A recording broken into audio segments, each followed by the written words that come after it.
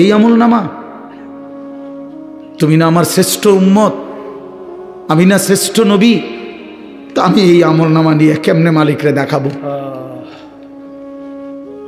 আমি কেমনে দেখাবো যে আল্লাহ আয় মাওলা এটা আমি শ্রেষ্ঠ নবীর শ্রেষ্ঠ উম্মতের আমল নামা, এটা কিভাবে দেখাবো? এজন্য আমরা এই কিতাবে পড়ছি উর্দুতে যে নবী তখন বলবে, উম্মত তুমি আমার এত বড় বেইজ্জতি কেমনে করলা? আজ হাসরের ময়দানে তুমি আমার উঁচা মাথা ছোট করে দিলা উম্মত। আমি তো এমনটা আশা করি নাই, আমি তো এমনটা আশা করি নাই। আমি তো 23টা বছর কোনোদিন ঠিক মতো খাই নাই, ঘুমাই নাই। আমি তো 23টা বছর দুয়ারে দুয়ারে ঘুরছি, কभी আরশ पर कभी फरश पर, कभी उनके दर कभी दर बदर, गमे आशिकी तेरा शुक्रिया मैं कहां कहां से गुजर गया। কই থেকে কই ছুটছি, কখনো হাটে, কখনো ঘাটে, কখনো মাঠে, কখনো বাজারে, কখনো একজনকে, কখনো 10 জনকে ধাক্কা দিছে। উটের পচা নারী বুড়ি আমার পিঠে চাপায় দিছে। আবু লাহাব আমারে গামছা দিয়া ধরে টাইনা কাবা ঘরের সীমানার থেকে টেনে বের করে দিছে। আবু জাহেল আমারে ধাক্কা দিতে দিতে খানায় কাবার সীমানার থেকে বের করে দিছে। আমি এত অপমান সইলাম, এত বেইজ্জতি সইলাম, আমি এত পাথরের আঘাত সইলাম, বিনিময় উম্মত তোদের কাছে আমার এই কলিজা ছেঁড়া রক্ত ভেজা দিন দিয়ে গেলাম, ইসলাম দিয়ে গেলাম, কোরআন দিয়ে গেলাম, সবকিছু এভাবে ছুঁড়ে ফেলে দিছ। আজ 30 বছরে যে নবীর কথা মনে পড়ে নাই, 60 বছর বয়স এখনো বিড়ি সিগারেট খান মিয়া, কেমনে নবীজির সামনে দাঁড়াইবেন? এই উম্মত, এই মুসলমান, আল্লাহরে সাক্ষী রেখে আজকে রাতে ঘুমাইবার আগে একবার ভাইবেন, একবার ভাইবেন, একবার। 60 বছর বয়সেও বিড়ি সিগারেট ছাড়তে পারেন নাই, 60 বছর বয়সেও গালি দেওয়া বন্ধ করতে পারেন নাই, 60 বছর বয়সেও চা দোকানে নাচ গান বেড়ি দেখার অভ্যাস ছাড়তে পারেন নাই, 60 বছর বয়সেও সুদের টাকা নিচ্ছেন, কিস্তিতে টাকা নিতেছেন। আরে হারামখোর, কেমনে নবীর সামনে দাঁড়াইবা? কেমনে দাঁড়াইবা বাপ? ওই চাচা,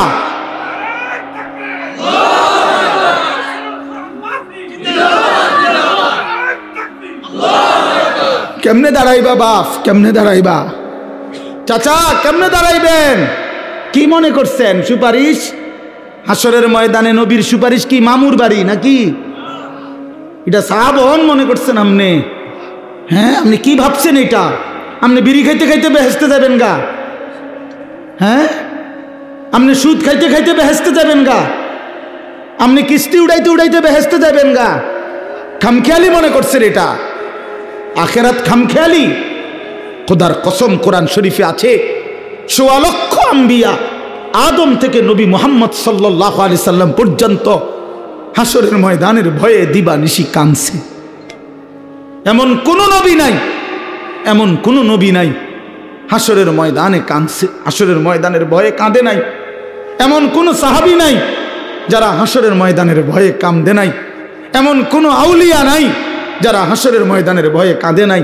নালে আউলিয়া কেরাম কাঁদছে কি লেগে? বাতের লেগে, চিরা বই বনের লেগে কাঁদছে কিসের জন্য? আল্লাহ হাসরের ময়দানে মাফ করে দিয়েন, আখেরাতে মাফ করে দিয়েন, কবরের আযাব মাফ করে দিয়েন, এই জন্য কাঁদে নাই। তো ওনারা কাঁদলেন কেন?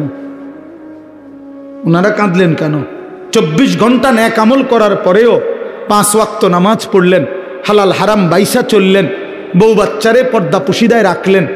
এত কিছুর পরেও সমস্ত আম্বিয়া কেন কাঁদলেন? সমস্ত সাহাবা কেন কাঁদলেন? সমস্ত আউলিয়ায় বুজুর্গানে দিন কেন কাঁদেন? কেন কাঁদেন আপনি বুঝেন না? হাসরের ময়দান খামখেয়ালি?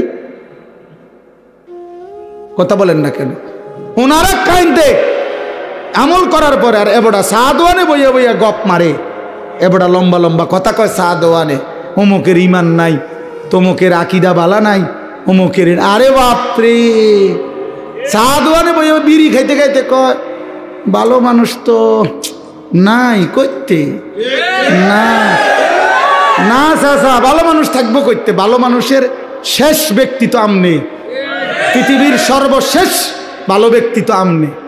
এই যে বিড়ি খাই না কাকু, আমনেই শেষ ভালো। এই আমনে আরি যে বেটার কাছে বিড়ির গন্ধে কাছে যাওয়া যায় না। আমনে পৃথিবীর সর্বশেষ ভালো ব্যক্তি, কোনো কারণে পৃথিবীতে আমনে যদি মরে যান তো কিয়ামত সাথে সাথে ইসরাফিল ফু দিয়ালে, কারণ এরপরে আর ভালো মানুষ আইব করতে। এবারেই তো শেষ, এবারেই তো সাদওয়ানে বইয়ে সিদ্ধান্ত দিয়া দিছে ভালো মানুষ তো নাই করতে। টেলিভিশন চায়, টেলিভিশনের দিকে তাকায় তাকাইয়া কয় আস্তাগফিরুল্লাহ আস্তাগফিরুল্লাহ। কি তো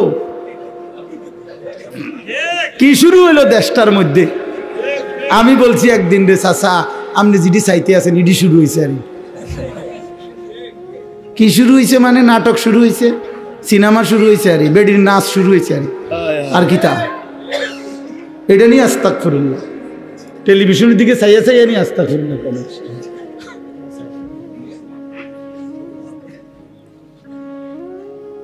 আস্তাগফিরুল্লাহ আস্তাগফিরুল্লাহ। কথা শেষ। আমার বলার উদ্দেশ্য হলো আমি আপনাদের কাছে এতটুকুই বুঝাইতে চাইছি। আমার বাপ আপনাদের সামনে আমার মজার মূল বক্তব্য এটাই, ভাবতে শিখেন। কবর ভুলে গেলে হবে না, পাশ কাটলে হবে না। আপনি পাশ কাটতে যাইতে পারতেন না, এনে যাইতে হবে এটার ভিতরে, ঠিক কি না বলেন না কেন? আরে নওজোয়ান বলো না। তাইলে বন্ধু আমার বাপ, তুমি যেমন পড়ালেখা করছো আমিও পড়ালেখা করছি। আমি জেনারেল লাইনেও পূর্ণ পড়ছি, মাদ্রাসার লাইনেও পুরা পড়ালেখা করছি। এজন্য বন্ধু আমি সায়েন্স পড়ছি, আমি কুমিল্লা ভিক্টোরিয়া কলেজ থেকে মাস্টার্স পাশ করছি, আমি বিজ্ঞান বিভাগ থেকে এসএসসি পাশ করছি দাখিল। অতএব তুমি আমারে অনুরোধ করছি নওজোয়ান, তুমি ভুল করো না, তুমি ভুল করো না। শুধু ভাত মাছের হিসাব মিলাইলে হতো না, শুধু একটা চাকরি, একটা ব্যবসা, একটা বিয়া, একটা বিল্ডিং, একটা বিদেশ, বন্ধু আমার একটা মোটরসাইকেল, এতটুকুর হিসাব মিলাইলে হবে না দোস্ত। আমরা মুসলমান, আমাদের আখেরাত আছে, আমাদের কবর আছে। আর আপনারা যারা বাবা আছেন, অভিভাবক, আপনাদের কাছে অনুরোধ, আপনি এই সংসারের দিকে তাকাইয়া দেখছেন, বিল্ডিং করছেন, সোফা বানাইছেন, খাট বানাইছেন, আমার বাপ এতটুকু হিসাব মিলাইয়া মুসলমান কবরে গেলে হবে না। আমার জিফুতের লেগে খাট সংসারে সব করে দিয়ে আইছি। কি করে দিয়ে আসছি? এই সোফা টোফা এডি 20 বছর পরে দেখবেন আপনি আইলে কিচ্ছু নাই। 20 বছরের মাথাত কবর থেকে আইসা যদি দেখেন আমনের বানানো ফার্নিচার, একটা বদনাও, একটা লোডা ঘরের মধ্যে নাই, এটি সব ফালাই দিছে। এগুলো আর এখন চলে না। জিঙ্গাইলে কইব দাদা ঠিক আছে আপনি বানাইছেন যত্ন করে, কিন্তু ওই মডেল এগুলো এখন আর চলে না, এগুলো আমরা ফেলে দিছি আরো 5-7 বছর আগে। যদি আপনি আইবেন জানতাম কবর থেকে, তাহলে না ওই টাঙ্গায় রাখতাম। কথা বুঝছেন? আসলে কি ফেলে দিবে এগুলো। আল্লাহর কথা বলতে পারা এটাই সৌভাগ্য। কম হোক বেশি হোক, অল্প জনের সামনে হোক আর বেশি জনের সামনে হোক। আবার আল্লাহর কথা শুনতে পারা এটাও সৌভাগ্য। আল্লাহর কথার জন্য ইন্তজাম করা এটাও সৌভাগ্য। তো এই জন্য সংখ্যা কোনো মূল বিষয় না, নির্দিষ্ট পরিমাণ সময় কোনো বিষয় না। নবী সাল্লাল্লাহু আলাইহি ওয়াসাল্লাম বলছেন বাল্লিগু আন্নি ওয়ালাউ আয়া, তার মানে একটি আয়াত, একটি বাক্য হলেও আমার কথা তোমরা পৌঁছিয়ে দাও। পরিমাণে কম হোক, তারপরও এই একটি কথাই তোমরা পৌঁছিয়ে দাও। হাদিসের মধ্যে আছে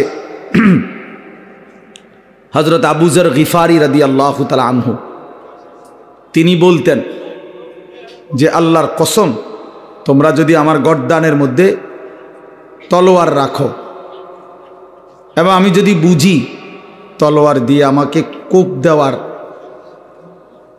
1 মিনিট সময় বাকি, মানে কোপ দিতে দিতে আমি নবী সাল্লাল্লাহু আলাইহি সাল্লামের একটি বাক্য বলতে পারবো, যদি এটুকু সুযোগও আমি বুঝি, উনি বলেন আল্লাহর কসম আমি ওই মুহূর্তেও আমার রসুলের কথা বলে দেব, ওই মুহূর্তেও বলব। এই ছিল সাহাবায়ে কেরামের হিম্মত, ফিকির।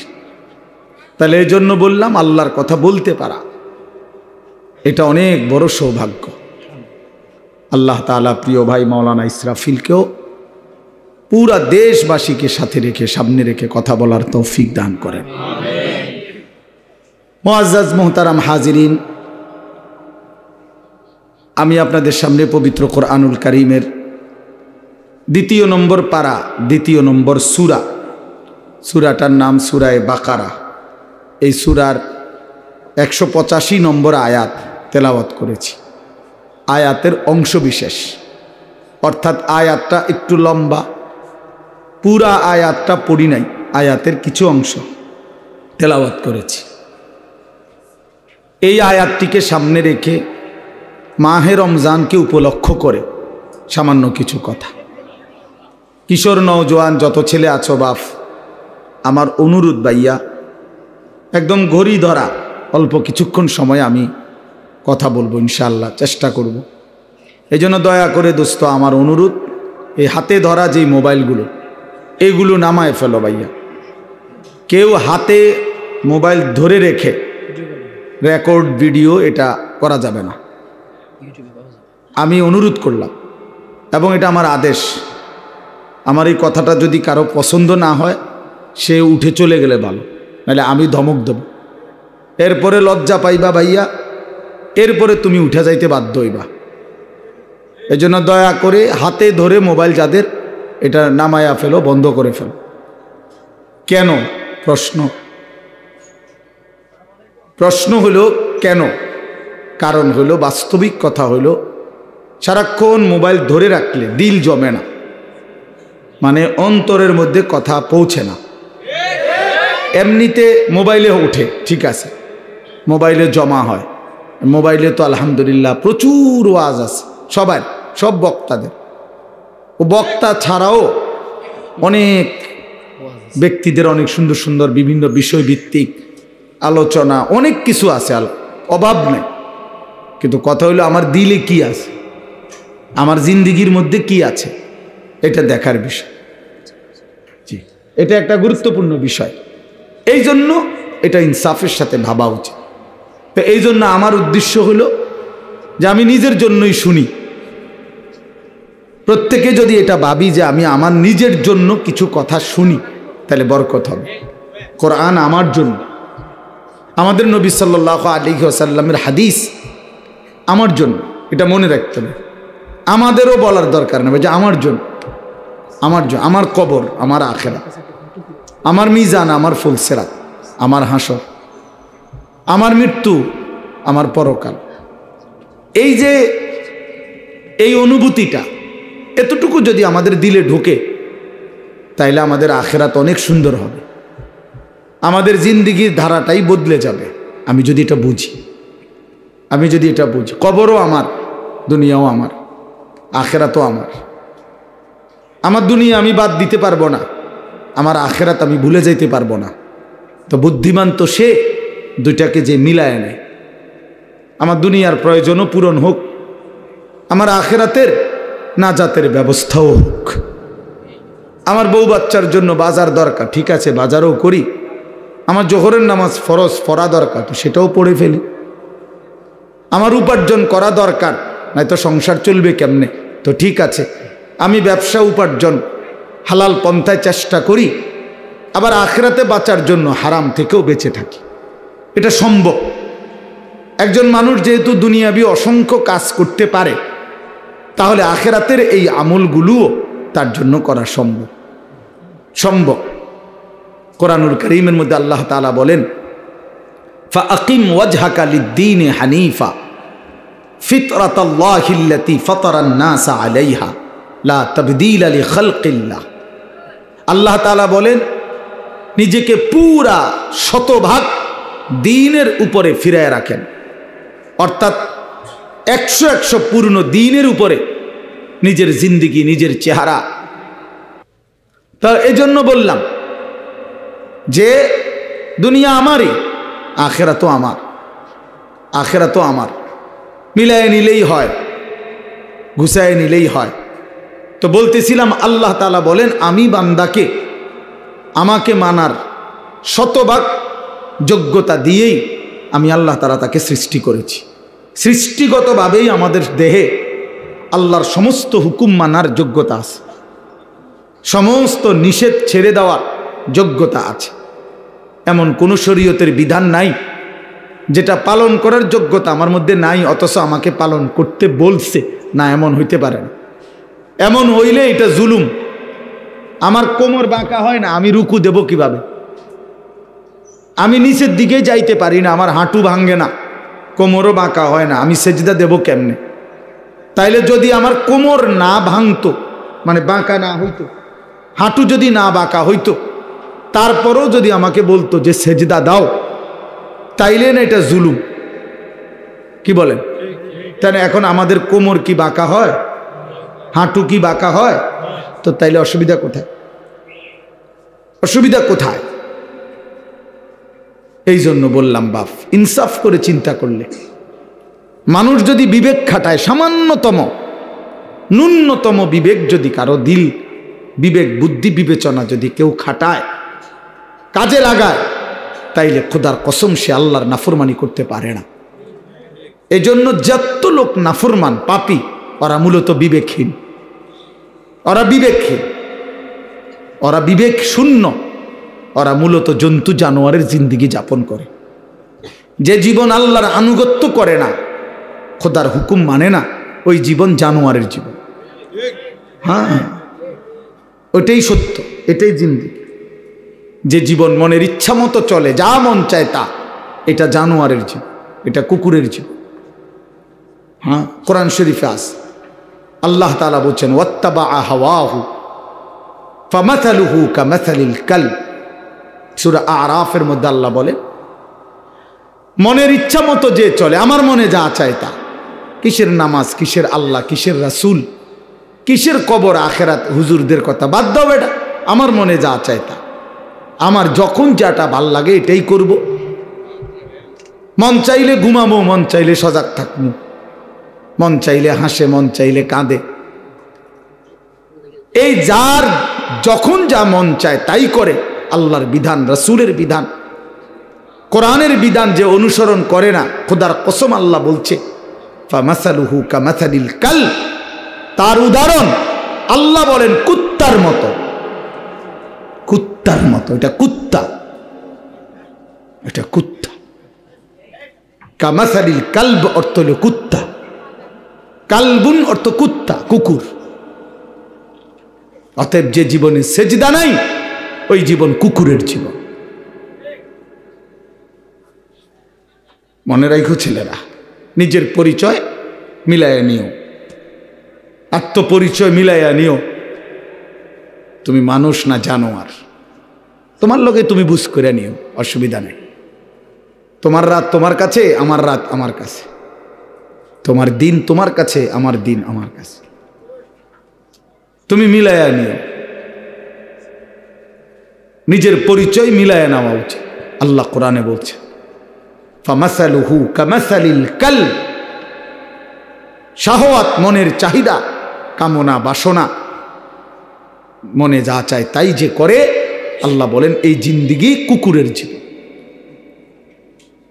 অতএব এরপরেও যদি কোনো লজ্জা কারো না হয়, তো তো কি করার আছে? কিছুই করার নেই।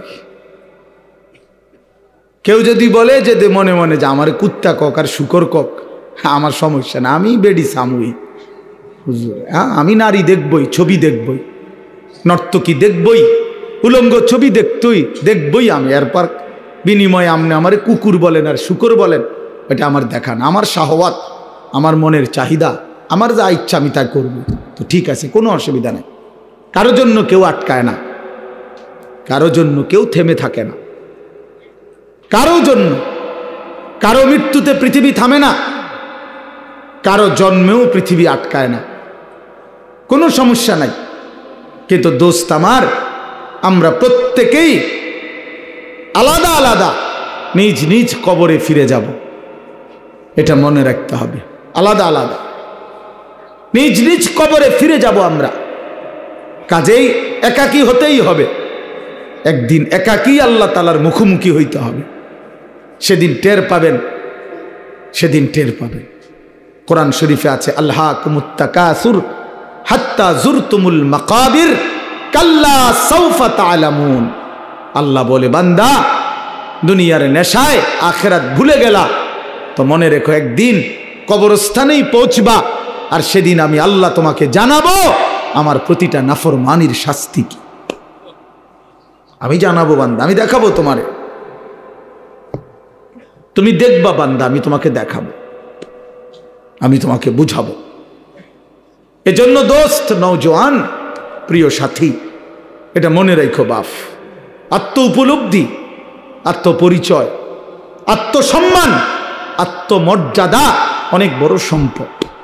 এটা বুঝা যে আমি কে, আসলে আমি একজন মুসলমান, আমার বাবা মুসলমান, আমার মা মুসলমান, আমার বংশ মুসলমান, আমার গোটা মহল্লা মুসলমান, আমি ইমানদারের সন্তান, অথচ আমি এক ওয়াক্ত নামাজ পড়ল না। 365 দিনে, খোদার এক বছরে কোনোদিন ফজরের নামাজ পড়ল না। এটা মুসলমানের বাচ্চা? এটা মানুষের বাচ্চা? এইটা জানোয়ার না তো? জানোয়ারটা কেটা? এ জানোয়ার না তো? জানোয়ার কে তাইলে? কে জানোয়ার তাইলে? এইটা অসভ্য না তো? অসভ্যটাকে? এটা না তো? কে অসভ্য? তাইলে আল্লাহ কাকে বলছে কুত্তার মতো? কাকে আল্লাহ বলছে ইনহুম ইল্লা কাল আনআম? আল্লাহ বলছে মনের ইচ্ছা মতো যে চলে তার পরিচয় আর কিছুই নয়, শুধুই জানোয়ার, আনআম, চতুষ্প জন্তু। কাকে বলছে বাবা? এই মানুষ রূপী এই জানোয়ারদেরকে বলছে, যাদের জিন্দেগিতে সেজদা নাই, আল্লাহ নাই, আখেরাত নাই। কে মা, কে বাবা, কি ধর্ম, কে বানাইছেন, কিচ্ছুর খবর নাই। মোবাইল, নারী, ছবি, অশ্লীল দৃশ্য, অসৎ বন্ধুদের আড্ডা, হাসি ঠাট্টা, সারা রাত মোবাইলে উলঙ্গ ছবি দেখতেছে, সকাল 9টা 10টা পর্যন্ত ঘুমায় আছে। হায় হায় হায়, এটা বুঝি কোনো জিন্দিগি হইল বাপ?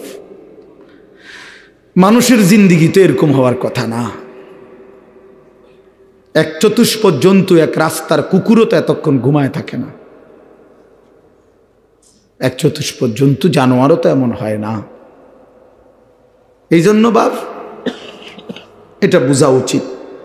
প্রিয় ভাই আমার, ছেলেরা আমার, কোনো একজনও যদি বুঝে থাকো তো তুমি মনে মনে হিসাব মিলাইও। তোমার বন্ধুর লগে না, তুমি একা হিসাব মিলাইবা। আসলে আমি কে? কে আমাকে বানাইলেন? কেন বানাইলেন? আমি কোত্থেকে আসলাম? তিনি আমার কাছে যা চাচ্ছেন আমি তা করছি কিনা? আমি যা করছি আমার আল্লাহ তা চাচ্ছে কিনা? প্রতিদিন নিয়মিত যে মানুষগুলো মৃত্যুবরণ করে তারা কোথায় যায়? কে তাদেরকে নিয়ে যায়? কেউ তো মরতে চায় না, কিন্তু কেউ তো থাকতেও পারে না। কোন অদৃশ্য মালিক তাদেরকে নিয়ে যাচ্ছে।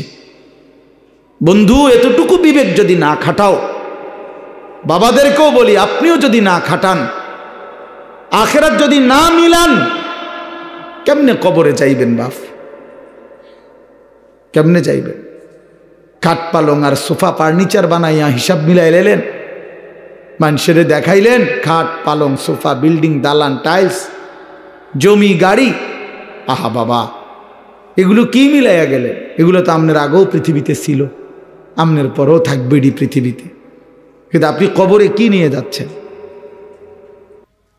আল্লাহ নবী সাল্লাল্লাহু আলাইহি ওয়াসাল্লাম বলছেন, ইয়াতবাউল মাইয়িতা সালাসাতুন, কোন মৃত ব্যক্তির সাথে, লাশের সাথে কবরস্থান পর্যন্ত 3 জিনিস যায়। আহলুহু ওয়া মালুহু ওয়া আমালুহু, তার পরিবারের সদস্যরা সাথে যায়।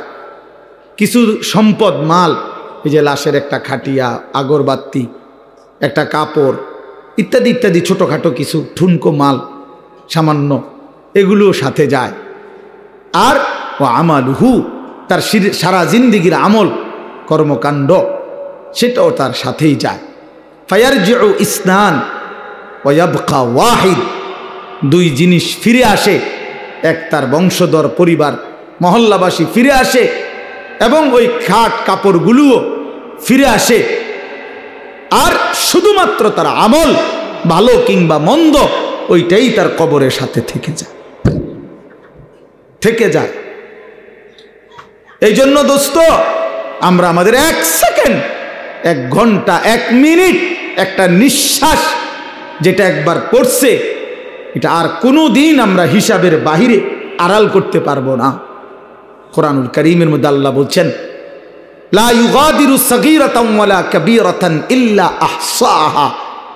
এই ফেরেশতারা ডান কাঁধে বাম কাঁধের ছোট থেকে ছোট, বড় থেকে বড় জীবনের প্রতিটা স্পন্দন, প্রতিটা নিঃশ্বাস পর্যন্ত আল্লাহর কসম আমলনামার মধ্যে উঠায় রাখছে। 24 ঘন্টার 1টা মিনিট বাবা, ছেলেরা সবাইকে বলি, আমাকেও বলি, আড়াল করার কোনো সুযোগ নাই, কোনো সুযোগ নাই বন্ধু। কোনো রাত, কোনো দিন, কোনো ঘন্টা, কোনো মিনিট, সেকেন্ড আর কোনো দিন আমার আড়াল করবার সুযোগ নাই আল্লাহর কাছ থেকে। এই জন্য আমরা যদি এটা না বুঝি বাবা, অনেক নওজোয়ান তোমরা চেহারা সুরত দেখলে বোঝা যায় বাপ কতদিন হয় নামাজ পড়ো না। তোমার মালিকরে এমন ভুলা, কেমনে ভুললা?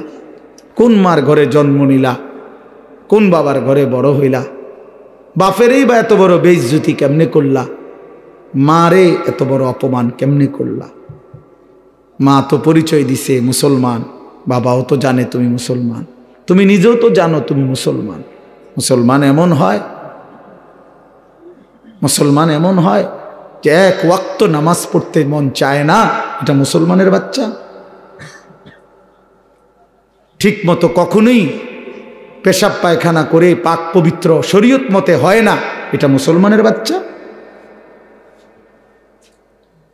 হ্যাঁ, 24 ঘন্টা নারী ছবি ছাড়া, নাটক সিনেমা ছাড়া, টেলিভিশন সিনেমা ছাড়া, নর্তকী দেখা ছাড়া জীবন যার কাটে না, এটা মুসলমানের সন্তান? মুসলমান এমন হয়? এই জন্য আমার বন্ধু, আমি অনুরোধ করছি প্রত্যেকের কাছে, আমাকেও বলি, আপনাদেরকেও বলি, নওজোয়ান ছেলে তোমাদেরকেও বলি, বাপ একজন হইলে একজনই মনে রাখো, নিজের হিসাব কইরো বাপ। ওয়ালতানদুর নাফসুম মা কদ্দামাত লিগাদ। আল্লাহ তাআলা বলছে প্রত্যেকটি প্রাণ, প্রতিটা আত্মা আলাদা হিসাব করো, লক্ষ্য করো আজকের দুনিয়া থেকে আগামীকালকের আখিরাতের জন্য কি পাঠিয়েছ। চোখ বন্ধ করলেই মৃত্যু থামবে না, ভুলে গেলেও মৃত্যু থামবে না, না বুঝলেও মৃত্যু থামবে না। বুঝে আসলেও মরে যাবেন, না বুঝলেও মরে যাবেন। চোখ খোলা থাকলেও মরে যাবেন, চোখ বন্ধ থাকলেও মরে যাবেন। হাসলেও মরে যাবেন, কাঁদলেও মরে যাবেন। রাজপ্রাসাদের অট্টালিকায় থাকলেও মরে যাবেন, জীর্ণ কুঠির কুড়ে ঘরে থাকলেও মরে যাবেন। প্রিয় বন্ধু, যেটাকে আড়াল করার কোনো সুযোগ নাই, মৃত্যুকে পাশ কাটবার কোনো সিস্টেম নাই, কোনো সিস্টেম নাই। 7 মহাদেশের মালিকও যদি হয়, 7 রাজার ধনও যদি কেউ পায়, তারপরেও যেহেতু মৃত্যুকে বাদ দেওয়ার, আড়াল করবার কোনো সিস্টেম নাই, অতএব প্রস্তুতি নেওয়া এটাই বিবেকবানের উচিত। কারণ যেহেতু আমি মৃত্যুকে আড়াল করতে পারবো না, অতএব মৃত্যুর জন্য প্রস্তুতি নেওয়া এটাই চূড়ান্ত বুদ্ধিমান। কোনো সুযোগ যেহেতু নাই, কোনো সিস্টেম যেহেতু নাই, পৃথিবী সৃষ্টির শুরু থেকে আজ পর্যন্ত যেহেতু এমন কোনো সিস্টেম নাই, অতএব মরতেই হবে। হবে কিনা বাপ? বলেন না সবাই, হবে কিনা? মরতেই হবে। এজন্য আখিরাতের প্রস্তুতি নেওয়া, কবরের প্রস্তুতি নেওয়া, পরকালের ফিকির করা, এটাই মুমিনের জিন্দেগি। মুসলমান তাকেই বলে, মুসলমান তাকেই বলে। হ্যাঁ, অসংখ্য ছেলে পেলে, বললাম না আজকে বাবা, তোমরা অগণিত ছেলে, তোমরা মনে করছো তোমরা অনেক সুখে আছো, কারণ মা বাবা পারিবারিক বন্ধন থেকে তোমরা মুক্ত।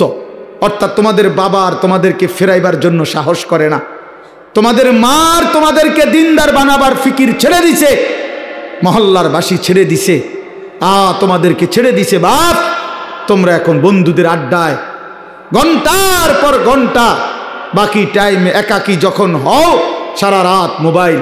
তার মানে তোমার কোনো মা নাই, বাবা নাই, অভিভাবক নাই, কেউ তোমারে রাগ দিবে, ডাক দিবে, কেউ তোমারে ফিরাবে। আপন ঘরে ঘুমায়, মা বাপ জীবিত, কিন্তু একটা দিন চোখের পানিও পড়ে না, বলেও না আমার 365 দিনে আমার 16 বছরের ছেলেটা একদিনও ফজরের নামাজ পড়ে না।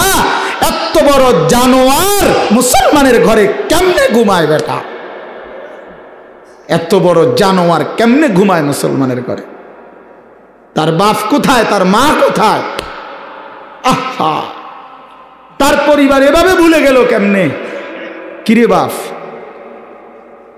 তোমার উপরে খোদার কি পরিমাণ লানত পড়ছে, খোদার গজব পড়ছে বেটা, এই জন্য কেউ তোমারে আর ডাকে না। আহা, কেউ কিন্তু মনে করাই দেয় না যে রে বাপ তোর জাহান্নাম দেখা যায়, তোর জাহান্নাম দেখা যায়। কেউ মনে করায় না ছেলে পেলেদেরকে, বুঝছেন? কেউ মনে করায় না। ওহো, সবাই তামসা দেখতেছে, চোখের সামনে আমাদের ছেলেরা নষ্ট হয়ে যাইতেছে, বখাটে হয়ে যাইতেছে, মসজিদে নামাজ চলতেছে, এক ওয়াক্ত নামাজ পড়ে না। কারো কোনো ফিকির নাই। তার বাবা কই, মা কই, দাদা কই, দাদি কই, তার নানা কই, নানি কই, চাচা কই, মামা কই, ফুফা কই, খালু কই, তার বড় ভাই কই, তার বড় বোন কই। কেউ কিচ্ছু বলেন।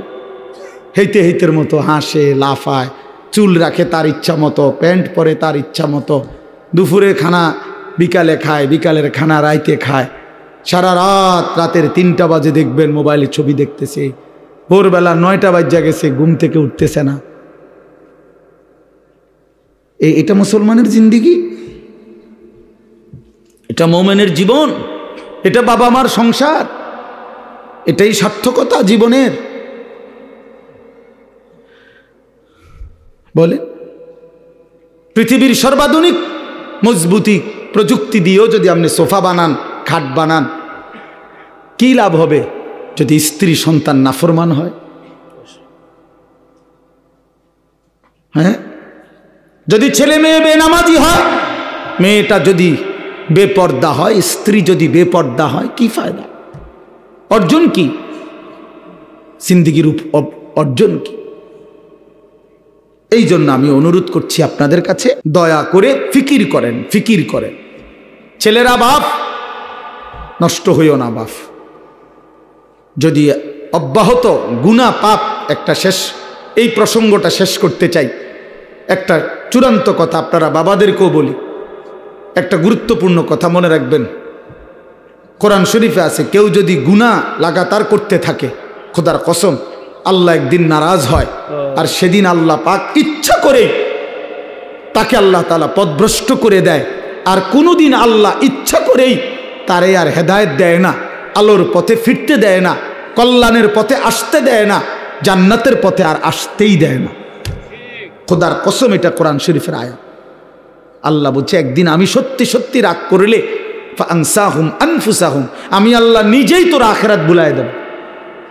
যা, ঠিক আছে বান্দা, গরু ছাগল কুকুর বিড়ালের মতো খা, ঘুমা, পেশাব পায়খানা কর, যৌন চাহিদা মনে পূরণ কর, ঠিক আছে বান্দা, খালাস।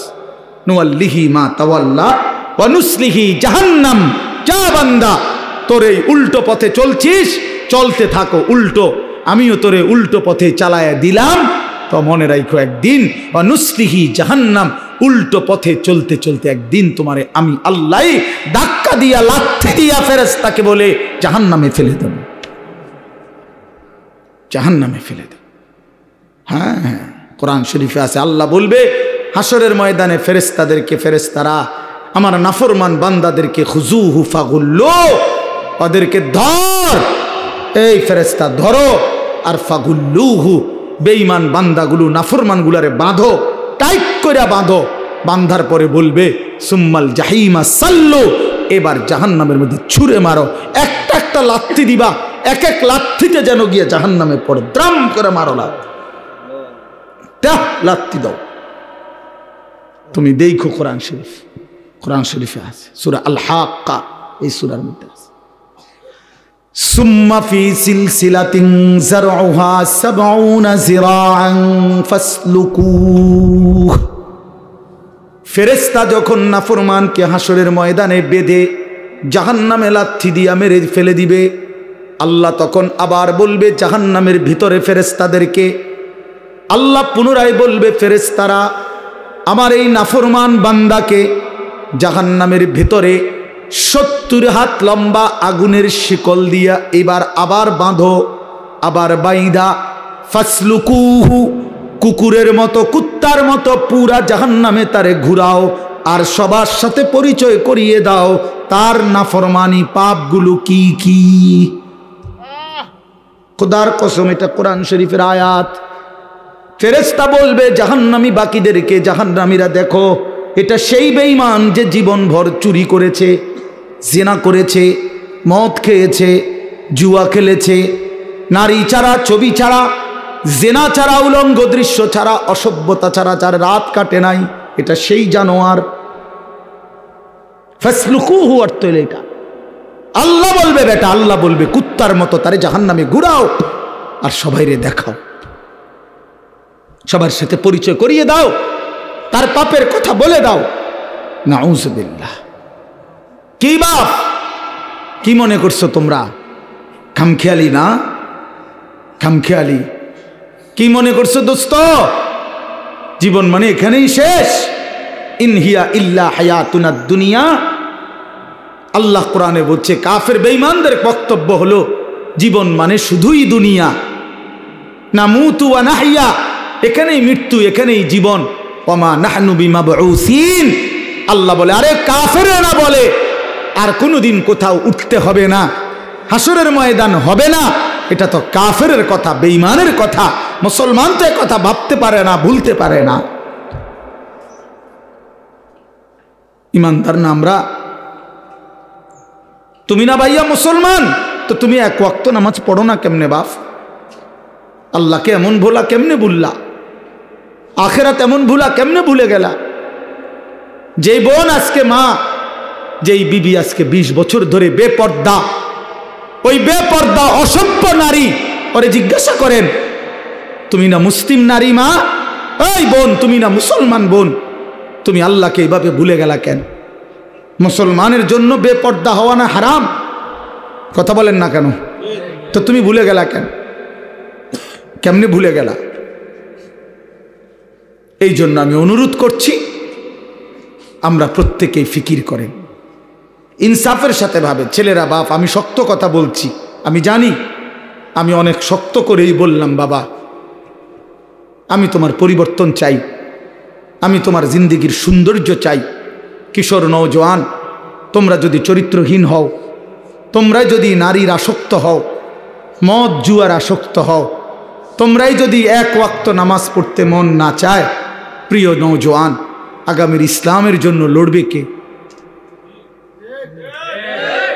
বলো বাপ, কালেমার জন্য লড়বে কে? ইসলামের জন্য জীবন বাজি রাখবে কে? তাইলে আমার নবী সাল্লাল্লাহু আলাইহি সাল্লামের সেই দাঁত ভাঙ্গা ইসলাম, তায়েফের রক্ত মাখা ইসলাম আমরাই আমাদের হাতে ফেলে দিলাম, আমরাই ছুড়ে দিলাম। আমাদের নবীকে আমরা বলে দিলাম, আপনার তায়েফের রক্ত আমরা ভুলে গেছি, আপনার উহুদের দান দান শহীদ করা রক্ত আমরা ভুলে গেছি, আপনার সেই পেটে পাথর বাঁধা ক্ষুধার কষ্ট আমরা ভুলে গেছি। আমরা আপনাকে চাই না, আমরা ইহুদি, খ্রিস্টান, বেঈমান, ফুটবল, ক্রিকেটের খেলোয়াড় কিংবা মোবাইলের কোনো নারী নর্তকী, তাকে নিয়েই আমরা পড়ে আছি। আহা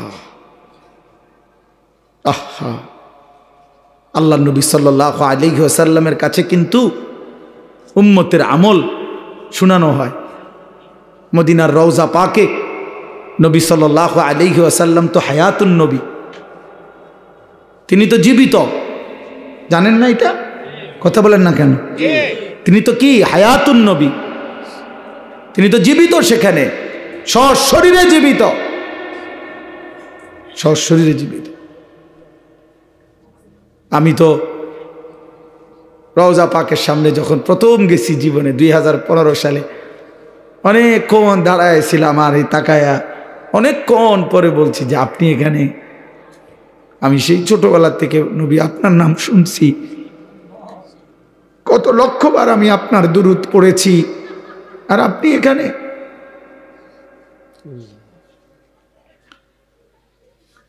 তো আল্লাহ নবী সাল্লাল্লাহু আলাইহি সাল্লামের কাছে উম্মতের আমল নামা শোনানো হয়, ফেরেশতারা শোনায়। আপনার উম্মতের আনিস আজ 1 সপ্তাহ যাবতেই করেছে।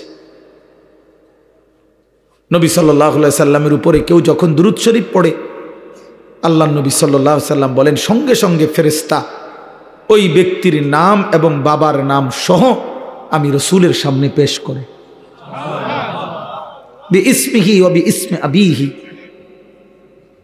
ওই ব্যক্তির নামও বলে তার বাবার নামও বলে, নবী সাল্লাল্লাহু আলাইহি সাল্লামের সামনে শোনানো হয়। তো আচ্ছা মনে করেন আমার এই বন্ধু, ওনার নাম হলো হাফেজ মাওলানা আবু হানিফ ভাই। এখন কেউ মনে করেন আমার কাছে ওনার নাম খুব বলে আইসা আইসা, তো কোনো একদিন যদি 6 মাস পরেও 6 বছর পরেও উনি যদি আমার সামনে আইসা বলে যে হুজুর আমার নাম আবু হানিফ, তখন আমি কি বলবো? আরে আপনি না, আপনার কথা আমি কত শুনছি, অনেকেই আপনার কথা বলে, বারবার বলছে। খোদার কসম, যেই উম্মত রাসূলুল্লাহ সাল্লাল্লাহু আলাইহি সাল্লামের সুন্নাতকে অনুসরণ করেছে, দুরূদ শরীফ পড়েছে, নবীজি সাল্লাল্লাহু আলাইহি সাল্লামকে অনুসরণ করেছে, তো তার নাম তো নবী সাল্লাল্লাহু আলাইহি সাল্লামের সামনে বারবার উচ্চারণ হয়েছে। হাসরের ময়দানে সেই উম্মত গিয়ে যখন নিজের আমলনামা নিয়ে বলবে ইয়া রাসূলুল্লাহ আমি আনিসুর রহমান, আল্লাহ নবী বলেন ও আচ্ছা তুমি, তোমার নাম তো ফেরেশতারা আমার কাছে প্রায়ই বলতো, আমি অনেক শুনছি তোমার নাম, আমি তোমার নাম অনেক শুনছি, আমি তো শুনছি তোমার নাম, তুমি সেটা। এই জন্য বন্ধু আমার, দোস্ত আমার, হাসরের ময়দানে তো রাসূলুল্লাহ সাল্লাল্লাহু আলাইহি ওয়াসাল্লামের সামনে আমলনামা দিতে হবে। সুপারিশ করবে না উনি, তো আপনি আমলনামা কাগজপত্র দিতেন না? মা কথা কয় না, সুপারিশের কোনো নিয়ম কানুন নাই, কথা বলেন না কেন? কোনো নিয়ম কানুন আছে কি না?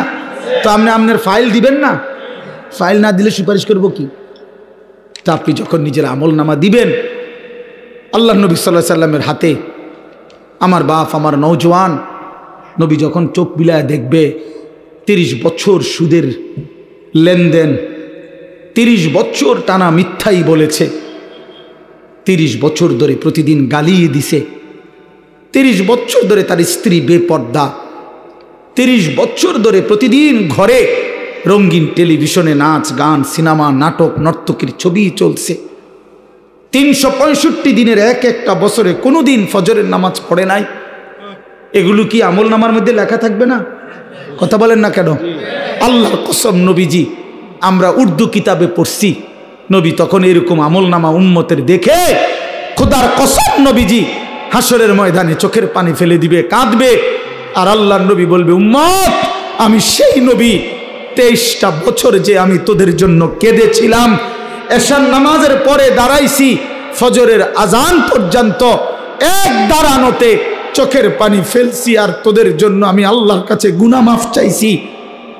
আমার হাত্তা তাওয়াররামাত কাদামাহু, আম্মা জান আয়েশা বলে অসংখ্য রাত নবীজি কাঁদতে কাঁদতে, দাঁড়িয়ে থাকতে থাকতে আমি আয়েশা দেখছি নবীজির 2টা পা মোবারক ফুলে ফুলে গেছে।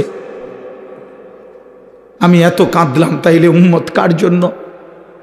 আমার তায়েফের রক্তে সারা দেহ রক্তাক্ত হয়ে আমার পায়ের জুতা আর পা রক্তে জমাট বাইদা গেছে, আমার জুতা আমি খুলতে পারতেছিলাম না, আমি ক্ষুধার কষ্টে পেটে 2টা পাথর বাঁধছিলাম, আমি উহুদের দান শহীদ করা রক্তে উহুদের জমিনে আমি পড়েছিলাম, আমার ঘরের চুলায় 3 মাস আগুন জ্বলে নাই। দোস্ত আমার, বন্ধু আমার, নবী জিজ্ঞেস করবে উম্মত এত রক্ত, এত চোখের পানি, এত ক্ষুধার কষ্টের আমার 23 বছরের বিনিময়ে এই আমলনামা, এই আমলনামা? তুমি না আমার শ্রেষ্ঠ উম্মত, আমি না শ্রেষ্ঠ নবী, তো আমি এই আমলনামা নিয়ে কেমনে মালিকরে দেখাবো? আমি কেমনে দেখাবো যে আল্লাহ আয় মাওলা এটা আমি শ্রেষ্ঠ নবীর শ্রেষ্ঠ উম্মতের আমলনামা, এটা কিভাবে দেখাবো? এই জন্য আমরা এই কিতাবে পড়ছি উর্দুতে যে নবী তখন বলবে উম্মত তুমি আমার এত বড় বেইজ্জতি কেমনে করলা?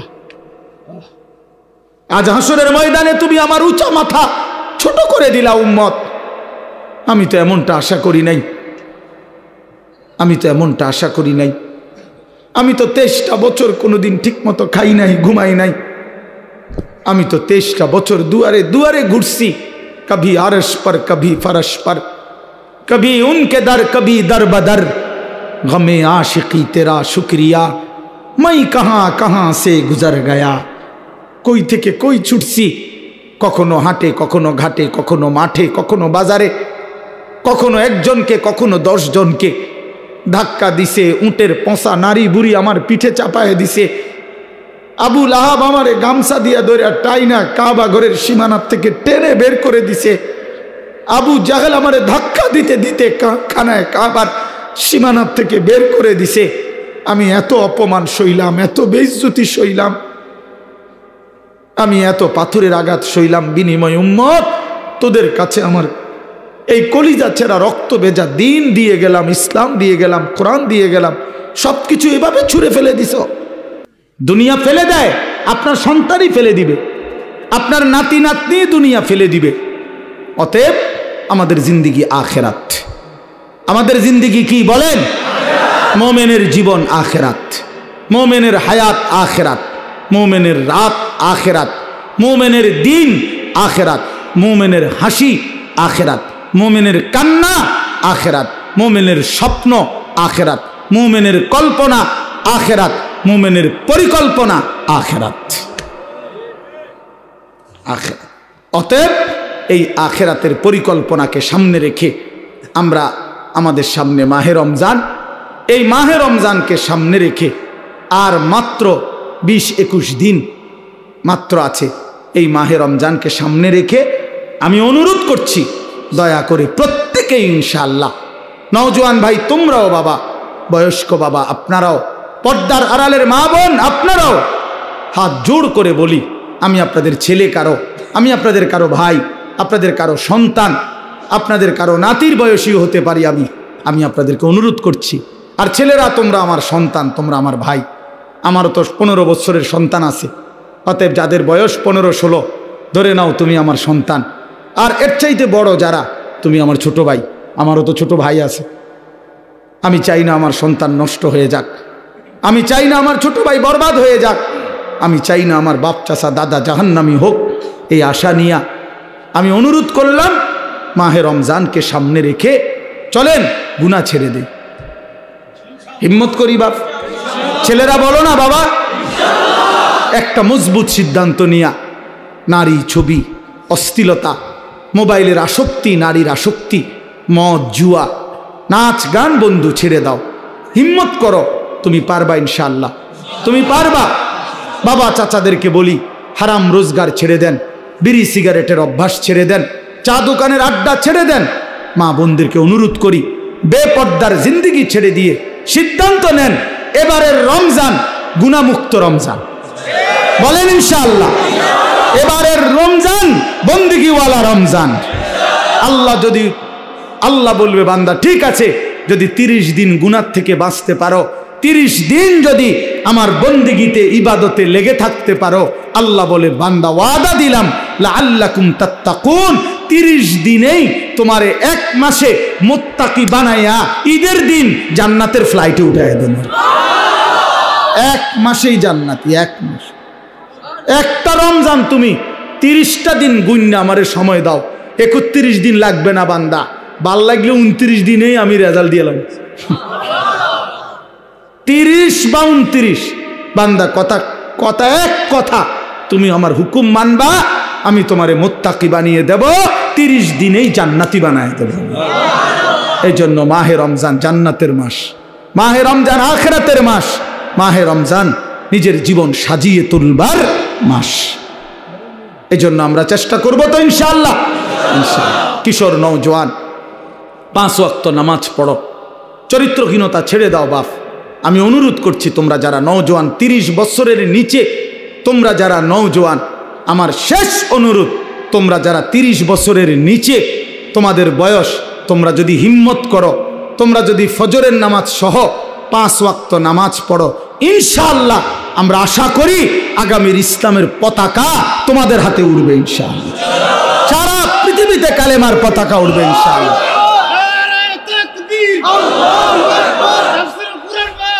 জিন্দাবাদ জিন্দাবাদ, আল কোরআনের আলো ঘরে ঘরে জ্বালো, আল হাদিস মাশাআল্লাহ। সারা পৃথিবীতে যুবক মনে রাখো, সারা পৃথিবীতে মুমিনের বিজয়, সারা পৃথিবীতে মজলুমের বিজয়। বিজয় ইনশাআল্লাহ। দেখবা সময়ের ব্যবধান, ইসরায়েল যুদ্ধবিরতি দিয়ে পরাজয় স্বীকার করে যুদ্ধ বন্ধ রাখছে। 15 মাস লাগাতার যুদ্ধ করে, হত্যা করে, রক্তের বন্যা বইয়েও গাজা ফিলিস্তিনকে হারাইতে পারে নাই। ইসরায়েলের কুত্তারা হেরে গিয়ে যুদ্ধবিরতি দিয়ে কুত্তারা ইসরায়েলে ফিরে গেছে। অতএব এই অল্প সময়ের ব্যবধানে দেখবা ফিলিস্তিন এবং গাজাতে কালেমার পতাকা উঠছে ইনশাআল্লাহ। ইনশাআল্লাহ বললাম, ইনশাআল্লাহ। সিরিয়াতে কালেমার পতাকা উঠছে, আফগানিস্তানে কালেমার পতাকা উঠছে। ইনশাআল্লাহ আগামী দিনে তোমাদের হাতেও কালেমার পতাকা উড়বে। আল্লাহ তৌফিক দেন, কবুল করেন, আমিন। সুবহানাল্লাহি ওয়া বিহামদিহি, সুবহানাকাল্লাহুম্মা বিহামদিকা।